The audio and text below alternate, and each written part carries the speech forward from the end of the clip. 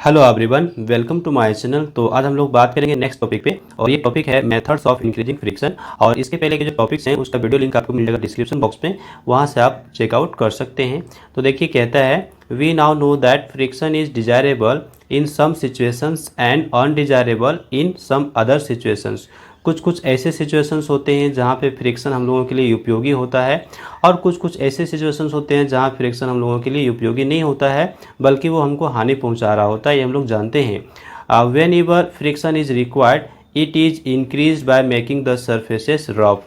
जब भी हमको फ्रिक्शन की आवश्यकता होती है तब हम लोग क्या करते हैं ना, सरफेसेस को रफ बना देते हैं। उससे क्या होता है, फ्रिक्शन का वैल्यू बढ़ जाता है। ये तो हमारा एक सिंपल सा आइडिया हो गया, सिंपल सा ट्रिक हो गया कि कैसे हम यहाँ पे फ्रिक्शन को बढ़ा सकते हैं। ओके, यहाँ पे एग्जाम्पल भी लिया गया है। देखिए एग्जाम्पल में क्या कहा गया है। एग्जाम्पल के लिए यहाँ पे किसका एग्जाम्पल लिया गया है, तो टायर का, और यहाँ पे शूज का एग्जाम्पल लिया गया। आप देख सकते हैं टायर का यहाँ पे फिगर भी दिखाया गया राइट साइड। क्या कहता है, why do you think tyres of vehicles like cars and बस हैव ट्रेंड्स ऑन देम। उसमें जो होते हैं वो क्या होते हैं, ट्रेंड्स होते हैं। और इसलिए क्यों होते हैं, चूँकि सरफेसेस को अगर रफ कर दिया जाता है तो फ्रिक्शन का वैल्यू बढ़ जाएगा। ओके, सिंपल सा कॉन्सेप्ट था, ये हमने जान लिया। उसी तरह से शूज के केस में होता है, कहा गया है why is the sole of your shoe grooved, है ना, क्यों ग्रोव्ड होता है। तो ये भी सिंपल कॉन्सेप्ट है उसके पीछे भी। क्यों, क्योंकि यहाँ पे जब सरफेस को रफ कर दिया जाएगा तो फ्रिक्शन फोर्स का वैल्यू क्या होगा ना, बढ़ जाएगा। तो एक तो सिंपल सा हमारे पास मेथड हो गया कि जब भी हमको फ्रिक्शन का वैल्यू बढ़ाना है तो हम लोग क्या करते हैं, सरफेस को रफ कर देते हैं। ये आप समझ गए। आगे देखिए, यहाँ पे उसको थोड़ा और एक्सप्लेन किया गया है। कहता है the trends and groups improve their grip on the road. Road के साथ अच्छा ग्रिप बनाता है और इससे हम लोगों को फ़ायदा होता है। This increases the friction to desired value and helps us to avoid skidding और स्लिपिंग। तो अगर ये जो हमारा है सरफेसेस को रफ कर देंगे तब क्या होगा, फ्रिक्शन का वैल्यू बढ़ जाएगा। और जब फ्रिक्शन का वैल्यू बढ़ जाएगा तो क्या होगा, हम लोग को हेल्प करेगा, हम लोग स्किड नहीं करेंगे, हम लोग स्लिप नहीं करेंगे। ओके, ये कॉन्सेप्ट समझ गए। नेक्स्ट और भी एग्जांपल्स यहाँ पे लिए गए हैं। पहला देखिए, ये तो हो गया। आगे आइए, कहता है sportsman and players use special types of sports shoes with spikes and cleats, ये पीस ऑफ मेटल और रबर ऑन देयर सोल्स। तो यहाँ पे क्या कहा गया, जो प्लेयर्स होते हैं ना उसका जो शूज हुआ करता है, उसके शूज में क्या होते हैं ना, स्पाइक होते हैं, है ना, क्लीट्स होते हैं। वो क्या करते हैं, वो क्या करते हैं, तो फ्रिक्शनल फोर्स को बढ़ा देते हैं, फ्रिक्शन के वैल्यू को बढ़ा देते हैं। This helps them to get a better grip on the ground. Ground पे अच्छा ग्रिप बनता है और वो आसानी से रन कर सकते हैं, है ना, बिना स्लिप किए, बिना स्किड किए वो आसानी से प्लेइंग का काम कर सकते हैं। नेक्स्ट हम बढ़ेंगे। कहता है athletes and other sports persons when they play often make use of friction. देखिए, जब भी एथलीट या फिर स्पोर्ट्समैन प्ले करते हैं तो भी फ्रिक्शन का यूज कर लेते हैं। जैसे एग्जांपल के तौर पे यहाँ पे कहता है gymnast often apply some coarse substance oblique chalk powder on their hands. By doing so they increase the friction between their hands and the uneven bars. This gives them a better grip. For the same reason, kabaddi, a game player rubbed their hands with soil for having a better grip on their opponents. Okay, तो यहाँ भी हमारा जो ये जो last paragraph है इसमें क्या कहा गया है, इसमें कहा गया है कि जो स्पोर्ट्स पर्सन होते हैं वो क्या करते हैं, फ्रिक्शन का यूज करते हैं। अब वो कैसे यूज करते हैं, जैसे जिम्नास्ट की बात करते हैं तो जिम्नास्ट अपने हैंड पे क्या लगा देते हैं ना, पाउडर लगा लेते हैं, उससे अच्छा ग्रिप बन जाता है उसको। ओके, उसी तरह से जो कबड्डी प्लेयर होता है वो क्या करता है, सॉयल को अपने हाथों के बीच में रब करता है, उससे क्या होता है, अच्छा ग्रिप बनता है उसको। तो ये कुछ ट्रिक हो गई, ये कुछ हमारा कॉन्सेप्ट हुआ कि कैसे हम फ्रिक्शन फोर्स को बढ़ा सकते हैं। तो आप सिंपल में यूँ समझ सकते हैं कि हम फ्रिक्शन फोर्स को बढ़ाने के लिए क्या करते हैं, सरफेसेस को रफ करते हैं। ज़्यादा रफनेस होगा सरफेस में तो ज़्यादा फ्रिक्शन हम लोग को मिल जाएगा। ओके, नेक्स्ट यहाँ पे जो अगला टॉपिक हमारे पास आ रहा है ये हमारा है methods of reducing friction. Friction को हम रिड्यूस कैसे कर सकते हैं, तो सेम हो गया, इसका जस्ट अपोजिट करना पड़ेगा हम लोगों को। अभी हम लोग ना सरफेस को क्या कर रहे थे, रफ कर रहे थे, तो अभी हम लोग सरफेस को क्या करना पड़ेगा, स्मूथ करना पड़ेगा। ओके, तो आइए हम यहाँ पे पहले स्टार्ट कर लेते हैं। कहता है we now know that in very many situations friction is undesirable and we would want to minimize it। बहुत सारे ऐसे situations हैं जहाँ फ्रिक्शन हमारे लिए उपयोगी नहीं है और हम क्या चाहते हैं ना, ये हमारे लिए हानिकारक हुआ करता है, इसलिए हम चाहते हैं कि उसका वैल्यू कम हो जाए। वो कैसे होगा, तो हम सरफेस को स्मूथ करना चाहेंगे। For the following are some common ways used to reduce friction. Friction को रिड्यूस करने के कुछ तरीके यहाँ पे देख लीजिए आप। देखिए कहता है पहला क्या है, polishing. When we polish a surface its roughness, जो अनइवननेस है वो क्या होता है ना, डिक्रीज हो जाता है। जो रफनेस है वो डिक्रीज हो जाता है। The surface becomes smooth and friction gets reduced. चूँकि सरफेस यहाँ पे स्मूथ हो जाएंगे और फ्रिक्शन क्या होगा, कम हो जाएगा। We also sometimes rub the surfaces with a fine sand paper to reduce their unevenness. Okay, तो यहाँ पे पहला पॉइंट पे यही बताया गया है कि जो सरफेस हमारा ज़्यादा रफ है ना, उसको हम क्या करना चाहेंगे, स्मूथ करना चाहेंगे। उससे क्या होगा, हमारा जो फ्रिक्शन है वो कम हो जाएगा। यहाँ पे डू यू नो की बात कर लें।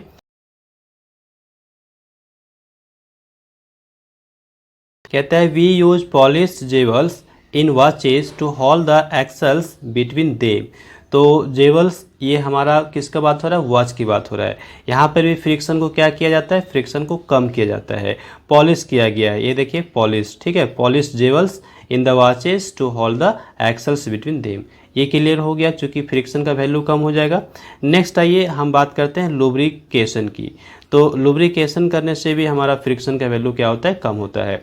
We all know that when a few drops of oil are poured on the hinges of a door. देखिए जो डोर्स होते हैं, दरवाज़ा, उसके हिंजेज में अगर हम लोग ऑयल्स डाल देते हैं तब क्या होता है, वहाँ पे हमारा जो फ्रिक्शन है, फ्रिक्शन का वैल्यू कम हो जाता है और स्मूथली मूव कर लेता है। Bicycle and motor mechanics use grease between the moving parts of these machines. जो मशीन्स होते हैं उसके जो मूविंग पार्ट्स होते हैं उसके बीच में वो क्या करते हैं ना, ग्रीस को अप्लाई कर देते हैं। ग्रीस को अप्लाई कर देने से क्या होता है, वहाँ पे फ्रिक्शन का वैल्यू कम हो जाता है। In all these cases we want to reduce friction in order to increase efficiency. Efficiency increase करना मतलब हमको ज़्यादा से ज़्यादा एनर्जी बच जाए, एनर्जी सेव हो, एनर्जी हम ज़्यादा से ज़्यादा उपयोग में ला सके। तो ये कहा गया है कि हमारा एनर्जी कम वेस्ट होगा। ओके, तो फ्रिक्शन को रिड्यूस करेंगे तभी हमारा इफिशियंसी ज़्यादा हो पाएगा। Oil like substances which help to reduce friction when put on a surface are called lubricants. अब इस तरह के जो सब्सटेंसेस हैं, जैसे हमारा हो गया ग्रीस या फिर ऑयल, ये सब क्या करते हैं ना, फ्रिक्शन को रिड्यूस करते हैं। और जो सब्सटेंसेस फ्रिक्शन को रिड्यूस करते हैं उस तरह के सब्सटेंसेस को हम लोग क्या कहते हैं, लुब्रिकेंट्स कहते हैं। तो लुब्रिकेंट्स में हमारा ऑयल भी आ गया और ग्रीस भी आ गया। Lubricants can be liquids, semi solids, solids, ये तीनों तरह का हो सकता है। सॉलिड में, लिक्विड में हमारा ऑयल्स आ जाता है, और ये जो हमारा सेमी सॉलिड है, सेमी सॉलिड में हमारा ग्रीस आ जाएगा, और सॉलिड में हमारा टाल्कम पाउडर आ जाएगा। ये जो हमारा है लुब्रिकेंट्स, ये तीन तरह के कैटेगरीज में हम लोग क्लासीफाई कर सकते हैं। अब आइए हम यहाँ पे नेक्स्ट पैराग्राफ की बात करते हैं। यहाँ पे कहता है when we apply a lubricant between the moving parts of a machine, a thin layer of this lubricant is formed between the two surfaces. जो दो सरफेसेस आपस में कांटेक्ट में हैं उसके बीच में ये लुब्रिकेंट चला जाता है और क्या करता है ना, एक लेयर बना लेता है। ये जो लेयर बना लेता है वो दोनों सरफेस के कांटेक्ट को तोड़ देता है। ओके, देखिए नेक्स्ट यहाँ पे सेंटेंस क्या कहता है, as the surfaces now do not rub against each other directly friction is reduce. क्योंकि दोनों सरफेस एक दूसरे के कांटेक्ट में अब नहीं रह गए हैं, डायरेक्ट कांटेक्ट में नहीं रह गए, क्योंकि उसके बीच में लुब्रिकेंट आ चुका है। ओके, उन दोनों के बीच जो डायरेक्ट कांटेक्ट था उसको वो क्या किया है, तोड़ दिया है। तब यहाँ पे फ्रिक्शन क्या हुआ ना, फ्रिक्शन रिड्यूस हो चुका है। Interlocking of irregularities between the between the changed surfaces reduced considerably and movement becomes smooth। चूँकि यहाँ पे जो इरेगुलरिटीज़ था दोनों सरफेस के बीच में, वो इरेगुलरिटीज़ अब इंटरलॉक नहीं हो पा रहा है। क्यों नहीं हो पा रहा है? चूँकि उसके बीच में क्या आ चुका है? लुब्रिकेंट आ चुका है। ओके, और इसलिए वो स्मूथली मूव कर सकता है। ओके, नेक्स्ट देखिए, oiling greasing of machines result in less wear and tear and hence less energy wastage। This helps to increase the efficiency of machines। देखिए, मशीन्स की इफ़िशियंसी बढ़ जाएगी, वो ज़्यादा से ज़्यादा काम कर सकता है। क्योंकि जब वहाँ पे फ्रिक्शन कम हो रहा होगा मूविंग पार्ट्स के बीच में, तो वो आसानी से मूव कर सकता है और उसकी इफ़िशियंसी बढ़ जाएगी। और ये वियर एंड टियर को भी कम कर देता है। कौन? फ्रिक्शन, जो हमारा लुब्रिकेंट्स होता है, जैसे ऑयल हो गया, ग्रीस हो गया, ये। तो इसलिए हम लोग मूविंग पार्ट्स में जो मशीन्स हैं, जो मूविंग पार्ट्स होते हैं, उसके बीच में हम लोग ऑयल्स या तो फिर ग्रीस अप्लाई कर रहे होते हैं। नेक्स्ट पैराग्राफ की बात करेंगे हम लोग यहाँ पे कहता है sometime we use solid in the form of powder as lubricant। For example, when we play a game of carom board, we often sprinkle talcum powder on the carom board। By sprinkling talcum powder on the carom board, the friction between the striker and the board is very much reduced and the striker moves smoothly on the board। ये देखिए, जब हम लोग carrom board play करते हैं तो हम लोग क्या करते हैं? टाल्कम पाउडर को क्या करते हैं? स्प्रेड कर देते हैं। जब टाल्कम पाउडर को हम लोग स्प्रिंकल कर देते हैं तो इससे क्या होता है ना, ये एक लेयर बन जाता है। ओके, जब लेयर बन जाता है तो जो स्ट्राइकर है और बोर्ड के बीच में, स्ट्राइकर और बोर्ड के बीच में एक लेयर बन जाता है, किसका? लुब्रिकेंट का। और इसलिए ये जो स्ट्राइकर है बहुत स्मूथली मूव करता है और बहुत ही आसानी से हम लोग कैरम बोर्ड को खेल पाते हैं। तो यहाँ भी सिंपल कॉन्सेप्ट हो गया टाल्कम पाउडर को स्प्रेड करने का, ताकि वो एक तरह का लुब्रिकेंट की तरह काम करे और जो फ्रिक्शन है स्ट्राइकर और बोर्ड के बीच में, उस फ्रिक्शन को क्या करे? रिड्यूस कर दे। ओके, तो ये डिफरेंट मेथड्स हो रहे हैं फ्रिक्शन को रिड्यूस करने के। आगे हम बात करेंगे, in some machines it may not be advisable to use oil as a lubricant. कुछ ऐसे मशीन्स होते हैं जहाँ पे ऑयल्स के रूप में लुब्रिकेंट का यूज करना नहीं चाहिए। ठीक है, an air cushions between the moving parts is also often used to reduce friction। तो उस कंडीशन में लोग क्या करते हैं ना, एयर कुशन का यूज कर रहे होते हैं जो मूविंग पार्ट्स होता है उसके बीच में फ्रिक्शनल फोर्स को रिड्यूस करने के लिए। यहाँ पे एक पिक्चर दिखाया गया है, आप देख सकते हैं। यहाँ पे डू यू नो में बताया भी गया है।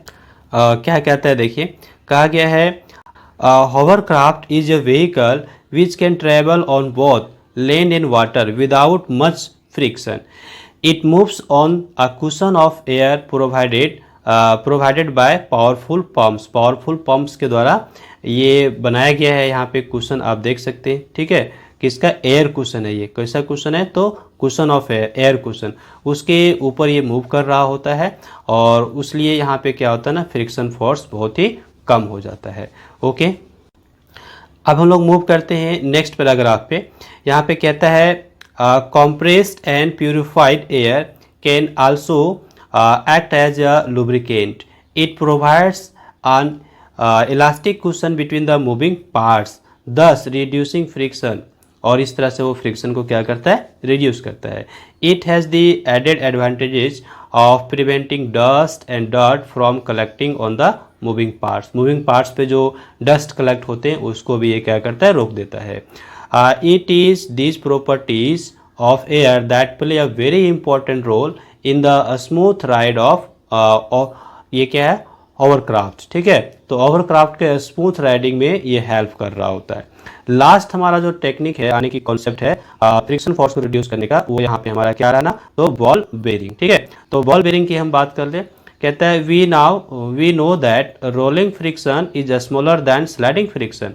Sliding can be replaced by rolling in most machines by use of ball bearing। For example, we use ball bearings in shafts of motors, dynamos, axles of vehicles and so on। ये जो machines होते हैं इसके अलग अलग parts में हम लोग बॉल बेरिंग का यूज़ करते हैं ताकि फ्रिक्शन बहुत कम हो जाए और ये रोलिंग फ्रिक्शन वहाँ पे काम कर रहा होता है। जब हम लोग बॉल बेरिंग का इस्तेमाल करते हैं तो क्या होता है, वहाँ पे रोलिंग फ्रिक्शन काम होता है स्लाइडिंग फ्रिक्शन के जगह पे।